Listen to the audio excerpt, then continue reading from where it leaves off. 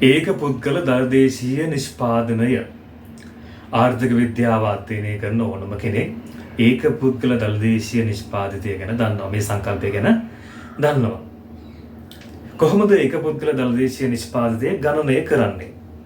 ඒක පුද්ගල දළදේශීය නිෂ්පාදිතය ගණනය කරන්නේ අදාළ වර්ෂයේ දළදේශීය නිෂ්පාදිතය බෙදනවා මධ්‍ය වාර්ෂික ජන සංඛ්‍යාවෙන්. එතකොට අපිට හම්බෙනවා ඒක පුද්ගල දළදේශීය නිෂ්පාදිතය. ඉතින් ඒ ලැබෙන අගය පදනම් කරගෙන ඒක පුද්ගල දළදේශීය නිෂ්පාදිතය පදනම් කරගෙන බොහෝ ආර්ථික අර්ථකථන බොහෝ දෙනා ඉදිරිපත් කරනවා. හැබැයි මේකේ ගැටලුවක් තියෙනවා. මොකක්ද ඒ ගැටලුව?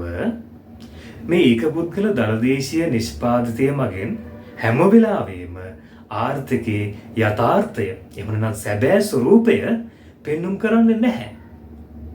උදාහරණයක් කියන්නම්. 2004 දී ලංකාවට සුනාමි විවසනය ආවා. එතකොට ලංකාවේ ඉතා විශාල ප්‍රමාණයක් මිය ගියා. ඒ කියන්නේ මධ්‍ය වාර්ෂික ජනසංඛ්‍යාව අඩු වුණා. දැන් මොකද වෙන්නේ?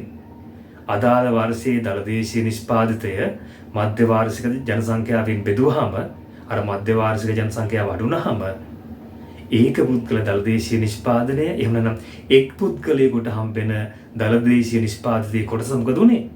වැඩි වුණා. හැබැයි ඇත්තටම ආර්ථිකය දියුණු වුණාද වර්ෂේ? නැහැ.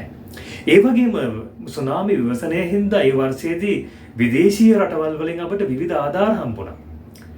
ඒ හින්දා දළදේශීය නිෂ්පාදිතයේ වැඩි අගයක් ගන්නවා. ඒ වර්ෂයේදී ආදායම වැඩි. එතකොට ඒ අතින් බැලුවහම දළදේශීය නිෂ්පාදිතය වැඩි වුණා, මධ්‍ය වාර්ෂික ජනසංඛ්‍යාව අඩු වුණා. එතකොට මොකද වෙන්නේ? ඒක පුද්ගල දළදේශීය නිෂ්පාදිතය කොහොමත් වැඩි වෙනවා. හැබැයි ආර්ථිකයේ කිසිදු දියුණුවක් වෙලා නැහැ. ආර්ථිකේ විනාශයටපත් වෙලා.